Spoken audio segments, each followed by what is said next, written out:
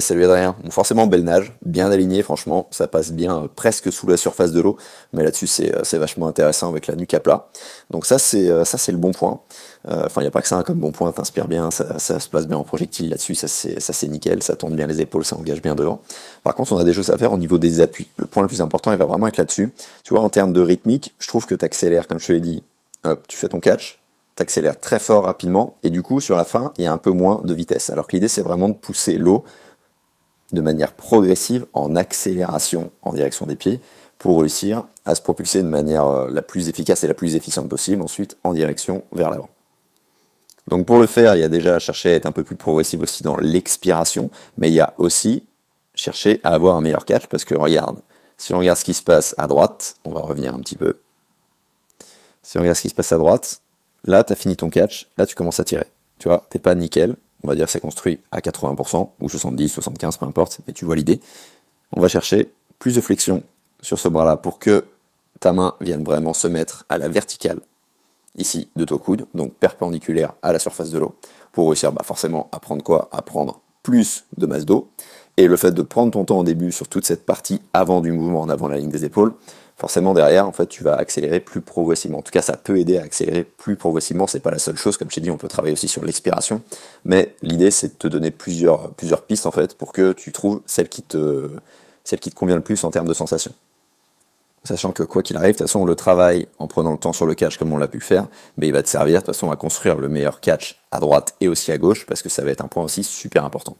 Tu vois, parce qu'après, hop, ici, tu passes bien, en tout cas en termes d'orientation de surface propulsive, j'y reviendrai juste après. Et ici, pareil, ça finit bien.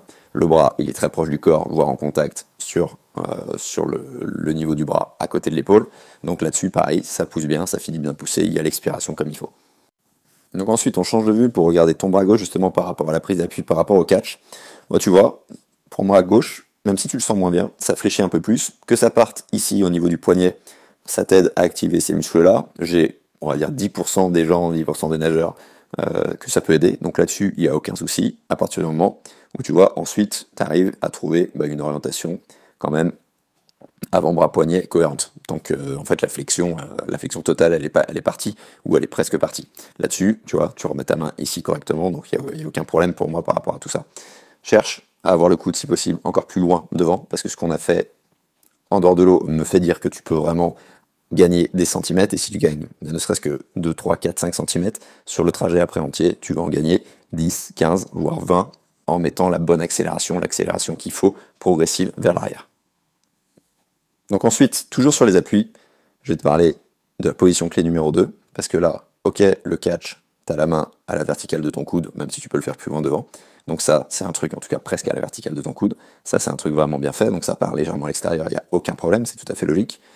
Par contre, ensuite, ça reste à l'extérieur. Et là, on le voit vraiment sur le bras gauche, on va voir sur la vue de face, que en fait, tu restes à l'extérieur, et le fait de rester à l'extérieur, ça met plus à contribution tes muscles. Soit tu te fatigues plus vite, soit c'est tout simplement moins efficace, et tu vas moins facilement vers l'avant. En gros, tu mets moins de potentiel de vitesse pour toi. Donc la vidéo, on voit que ça part, tu vois, au ralenti, même à droite, ça part bien à l'extérieur, à gauche, ça part vraiment beaucoup plus à l'extérieur. Tu vois, ici, clairement, là, si je refais arrière, avant, boum, tu catches, pas de souci. Ici, ça part. Et tu vois, ça reste vraiment toujours, en fait, à la verticale de ton coude. Ce qu'il faut, crawl, c'est ramper, c'est passer au-dessus des appuis, comme je te l'ai dit, sur ce coaching. Et donc, forcément, si tu veux avoir plus de puissance, un momentum plus facile, donc quand tu passes ici à la verticale de ton épaule, la main, en fait, devrait être là. Tu vois, elle est même carrément, même plus écartée par rapport à ton coude.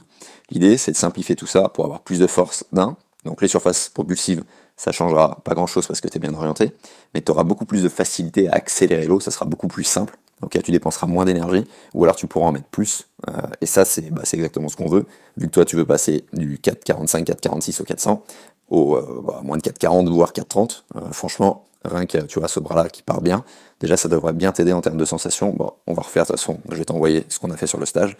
L'idée, encore une fois, c'est d'avoir l'exercice, les sensations que tu sentais bien quand ça accélérait tout seul, c'est exactement celle-là qu'il va falloir garder. Parce que regarde ce que tu as réussi à faire, après les exercices qu'on a fait en dehors de l'eau, aux élastiques, et le repère sensoriel qu'on avait vu par rapport aux yeux, là, ça part un petit peu, ça revient par contre ici sur le bras droit, mais surtout sur le bras gauche. Là, ok, ça catch, et là, Tu vois, tu passes vraiment au-dessus de ton appui. Bon, c'est peut-être un tout petit peu après P2, mais en tout cas, par rapport à tout à l'heure où tu passais clairement à l'extérieur, là, tu restais vraiment à l'extérieur, voire la main partait carrément plus loin que le coude. Tu vois, quand tu passes ici sur P2, tu es presque à la verticale, clairement, là, de ton épaule. Donc ça, c'est vachement intéressant. Et forcément, après, tu reviens, hop, et tu viens de pousser proche de ton corps, le bras en projectile devant, donc ça passe nickel. Pour un niveau projectile, ça va être sur l'immersion, tu vois. À certains moments, tu arrives à rester immergé, mais l'idée, ça va vraiment être de l'être à 100% en dehors des inspirations. Donc rien n'empêche, en respirant de temps, d'immerger, faire ces deux mouvements, inspirer et ainsi de suite. L'idée, c'est de s'éjecter vraiment au dernier moment, si je puis dire, exactement comme en papillon. Tu vois, sur la fin de poussée, il n'y a que là où tu commences à émerger. Donc vraiment à partir, là ça passe, là t'es immergé, là t'es immergé. Il n'y a que là, tu vois, à ce moment-là, où t'as la rotation, t'as toujours pas le visage qui est dégagé, donc c'est normal. Et donc c'est juste après ce mouvement-là, juste avant l'extension du bras, ou juste pendant l'extension du bras, que là ça va émerger pour inspirer. Ensuite, je t'ai parlé d'expiration. On va chercher des choses sur l'expiration, parce que en respi de temps, tu bloques ou tu souffles très peu au premier, tu souffles un peu plus fort là, on l'a vu sur le deuxième, donc avant d'inspirer, ça fait perdre l'air, t'inspires plus rapidement, ça c'est cool. Par contre, on va chercher à expirer un peu plus de volume exprès, vu ton niveau, pour contracter plus fort musculairement parce que les deux sont liés, et aussi pour accélérer surtout l'eau plus fortement, plus intensément. Parce que pour progresser, plus tu vas progresser, plus tu accélères l'eau sur un temps court, tout simplement, plus ta propulsion elle est rapide, d'accord, et plus ton temps de glisse il est long, il s'allonge.